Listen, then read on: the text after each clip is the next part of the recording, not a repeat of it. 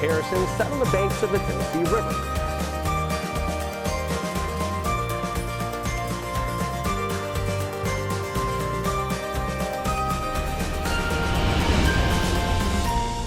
Welcome back to another 30-minute edition of 3 in Your Town, where we celebrate the people, the places, and the things that make this area so unique and so wonderful. This week, we are at the Blue Blazes Trail on Moccasin Bend. If you haven't been before, it's a very simple 1.5 mile loop here. You're obviously covered by trees. You hear the birds calling out. You got a beautiful pond over here. A wonderful way to spend a Saturday morning or a Tuesday afternoon, whatever the case may be.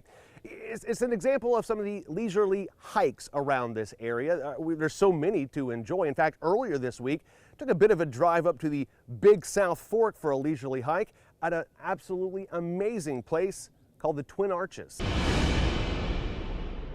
You see it on postcards? Yeah. It's really cool. This is a postcard picture. Located in the Big South Fork National River and Recreation Area, Twin Arches State Natural Area is approximately 1,500 acres spread across parts of Fentress, Scott, and Pickett counties. It contains 2 impressive geological formations known as the Twin Arches.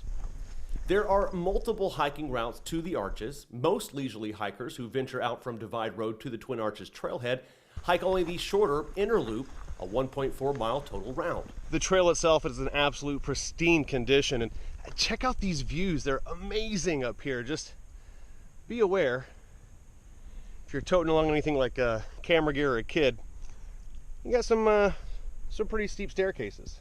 The trail abruptly changes from dirt and shrubs to sandstone. I didn't know that I was standing on top of it before, and he said, oh, we were just standing up there. So really impressive and beautiful. This is reminds me of Grand Canyon-esque style, rocks. It's pretty cool. According to their website, the National Park Service considers the Twin Arches to be the most impressive rock arches in the eastern United States. It's actually incredibly difficult to show you the size and the scope of these arches on a camera. This is the South Arch. It's the larger of the two. It stands at 103 feet in height and spans 135 feet. It's absolutely huge. It's absolutely beautiful, and it's absolutely isolated. There's almost nobody here. The fact that when we go to places like this, there's almost no one there.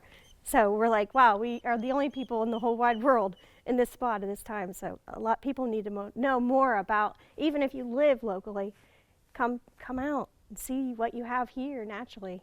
The weaker layers of sandstone form the base of the nearly vertical walls of the narrow ridge. Over time, weathering of these erosion-susceptible layers caused sections of the walls to fall, creating these windows. It's a true evolutionary wonder of the area. Yeah, the education part is really fun for us too, as well as the exercise and supporting our local area, our local businesses that you drive by when you go to those places. A great day in the woods for man and man's best friend. He's going to be out the rest of the way home. Yep. Easily. Yep. An absolutely wonderful way to spend time outside. Earlier, though, I mentioned it was a bit of a drive, and I do mean that it is a bit of a drive. But one of the many routes you can take to get there is through the Sequatchie Valley, which was actually just recognized by the federal government as a National Scenic Byway, meaning in the future it's going to be easier to get those federal dollars to make sure that we can maintain that highway and keep it beautiful. The Sequatchie Valley in itself is a bit of a geologic oddity. Let me have a professional explain it to you.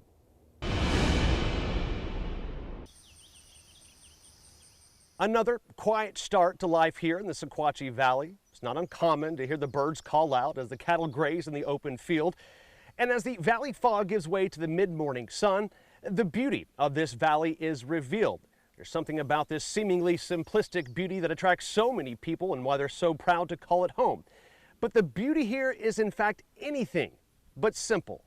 I'm a geomorphologist, and so that is a geologist that studies land surface processes. So why the surface of the earth, why the landscape looks the way it does, what processes got it to that point, and how will it change in the future. And Sequatchie Valley is one of the most stunning features that I've encountered when viewing the surface of the earth.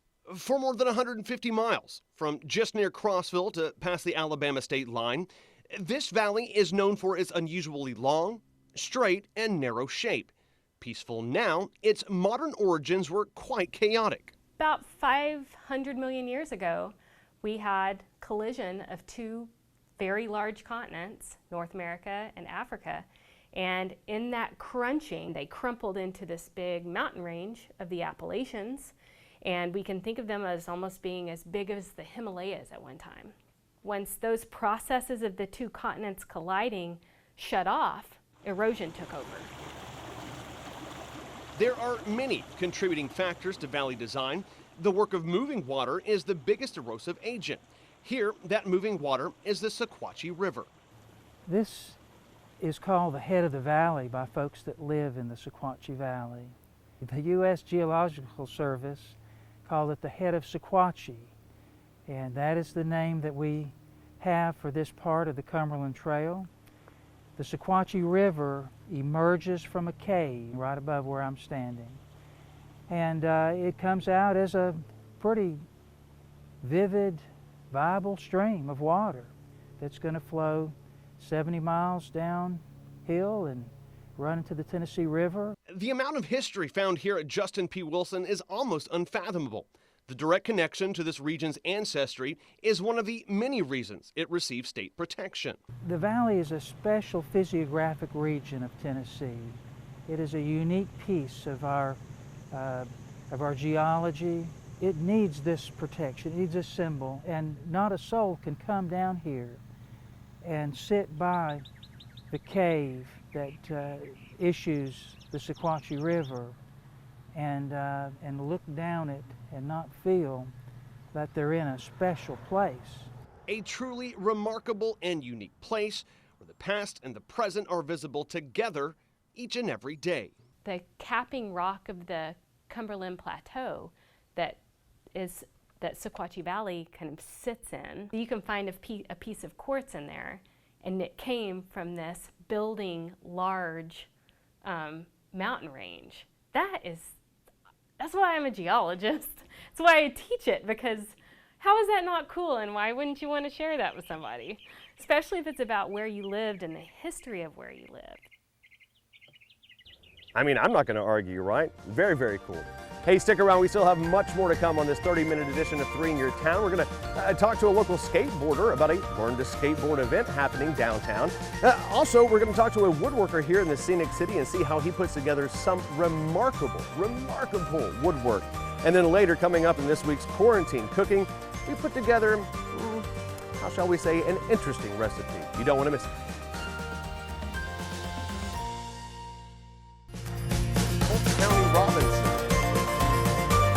Town of Harrison sat on the banks of the Tennessee River.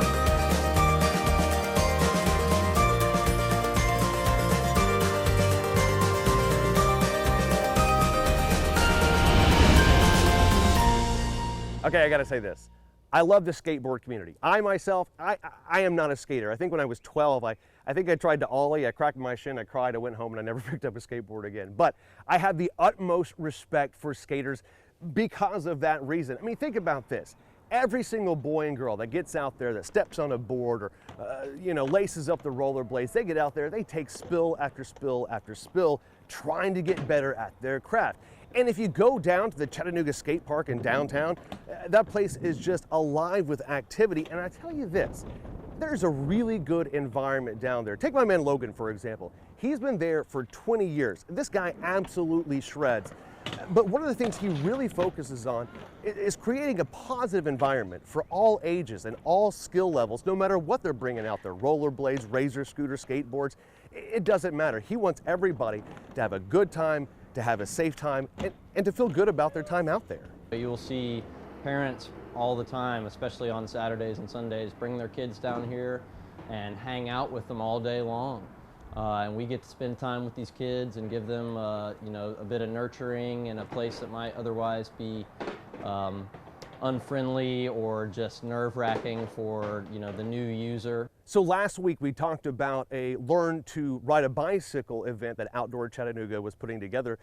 Now we're talking about a Learn to Skateboard event that Outdoor Chattanooga is putting together, and Logan himself is going to be one of the teachers. So if you sign up with Outdoor Chattanooga, you have the opportunity to learn with one of the best in the areas. You're going to have a good time, and this is a very, very cool thing. Of the people who have signed up already, the lion's share are between ages 30 and 50. Again, it is never too old to try to learn something new. The hope is to offer them an experience that just hasn't been available locally ever, which is just an experience to not have your own skateboard and come and try out our equipment, come and try to step on a skateboard, see how you feel about it. You know, the ultimate goal is really just to nurture a very healthy community that is diverse and thriving and, you know, in some sense or another, self-sustaining. All right, much more to come on this 30-minute edition of 3 in Your Town. Coming up after the break, some absolutely marvelous craftsmanship when it comes to woodworking. We're going to show you that. And an unusual accommodation that you can stay the night in. Stick around.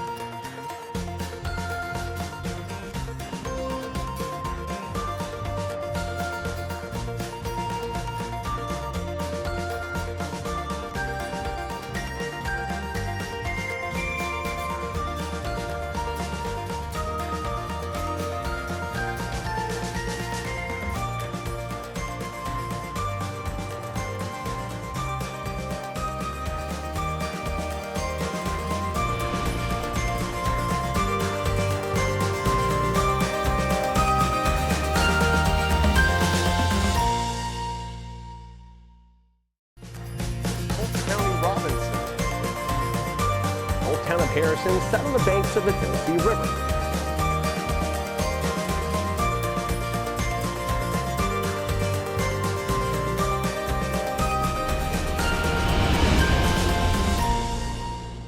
Welcome back to this 30-minute edition of 3 in Your Town, where we celebrate the people, the places, and the things that make this area so wonderful and so unique. All right, so last week I was at the Four Bridges Art Festival, and I'm walking through, I'm not sure what I was doing, and out of the corner of my eye, I see a booth, and I literally stop, and I turn it, and I am absolutely blown away with what I see. It's a guy named John, okay?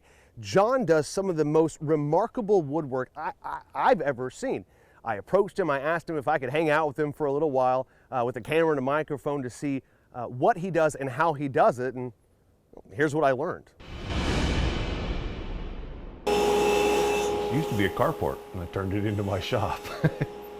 You can see there's wood all around, and I just make wood stuff. John Anderson, in fact, makes more than just wood stuff. He makes some of the most intricate wood crafts in the region. I've always liked doing stuff with my hands, tearing stuff apart, putting stuff back together since I was little. So this way, I don't tear it apart, hopefully, but I get to put it together. It was a high school shop teacher who first assigned John a project. From that moment, both knew John had a gift. He'd gone to a woodworker symposium, learned how to do segmented stuff, and came back and said, here, try this. And I've been doing the segmented ever since. This is his full-time job now after spending 20 years in military service. When I started doing it really seriously after I retired from the Air Force, it was like, let's see what I can do. And just kept trying and pushing myself and doing more and more and more, and wind up with this kind of stuff. His wood, often hard to find, his colors completely natural. John and his wife now crisscross the country selling his creations. Oftentimes, and from firsthand experience, his intricate work stops people right in their tracks. If somebody is just walking by and goes, that's awesome. I get people who I see from clear across the show make a beeline to my booth, and that's just awesome because it just grabs them. So when I was hanging out with John, he said, before you leave, I'm going to make you make a bowl. And I said, okay.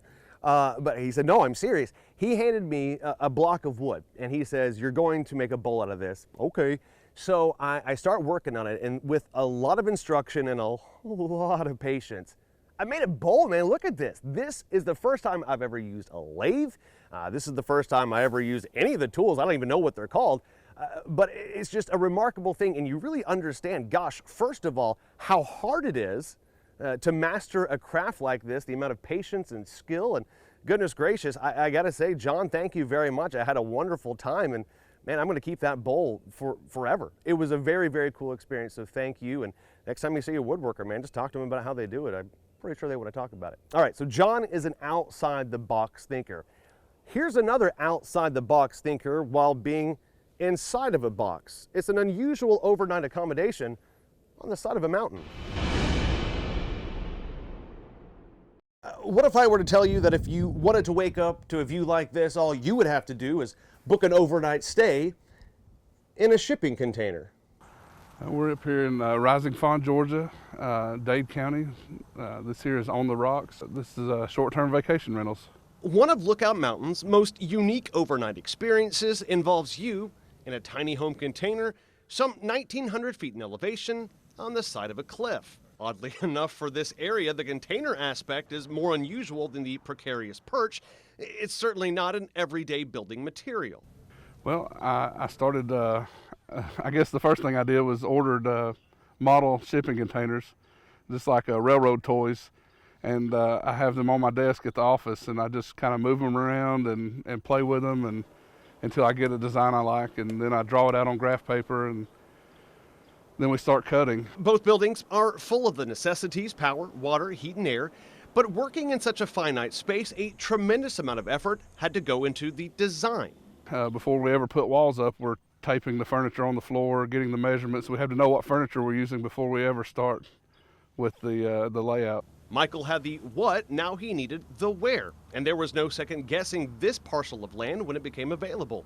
A unique view that complemented the unique accommodations. I just couldn't get over the view, and every time I come up here, it's a different view.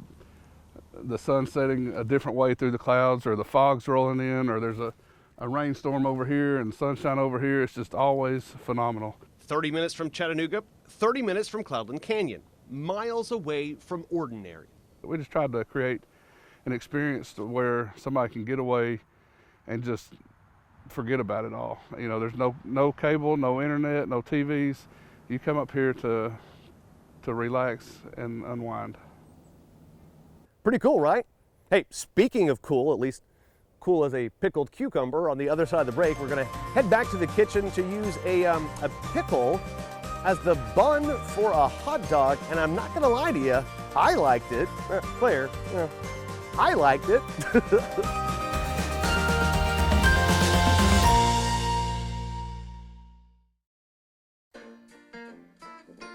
Welcome back, one and all, to the kitchen. My name is John. This is Claire. Say hi, Claire. Hi, Claire. Claire's super excited today because my friend Becky, she's been watching a couple of these. She lives in Knoxville, and she said, please, will you put one recipe together for me? It is a wiener and a pickle.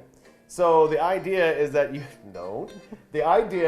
cook a hot dog in a traditional fashion, and you put that hot dog in a giant pickle as a bun, and with some cream cheese and some other stuff.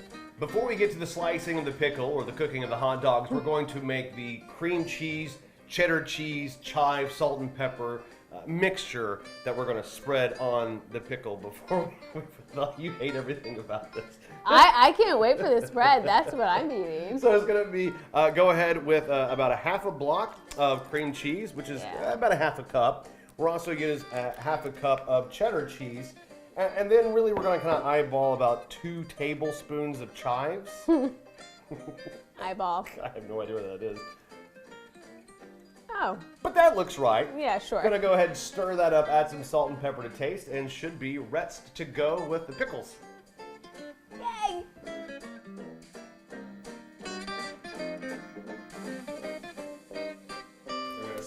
Smell like pickles for Sick. It smells like pickles in this house. Oh. I can't get the thing out. This should be like a carnival contest. Uh-oh. What's wrong? The tip came off. I'm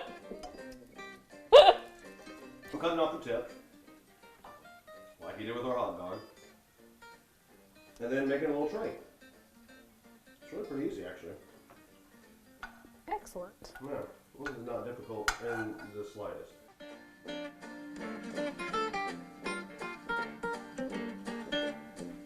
All right. Look at that. Let's cram that bad boy right in there.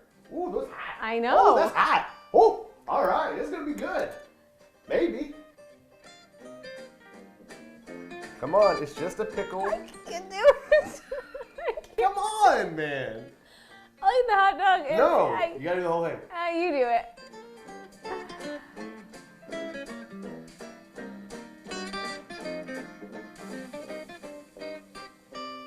I'm not lying to you. I'm not lying to you. You like everything. That is, you want to try mine? I'm not lying to you. That's good. The cream cheese. So you have the hot dog. The coolness of the pickle, but the cream cheese offsets like that of the pickle. You know what I mean? I'm telling you, I'm not lying to you. I am not lying to you.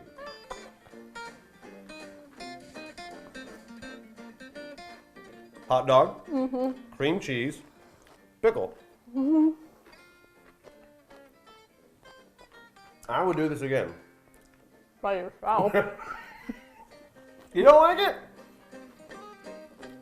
I did it. And now I'm going to McDonald's. Give me, I feel like I need my payment.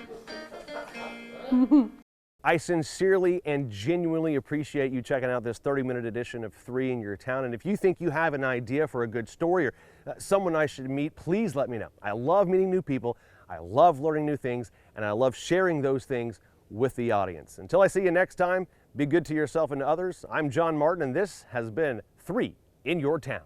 Polk County Robinson. Old Town of Harrison, sat on the banks of the Tennessee River.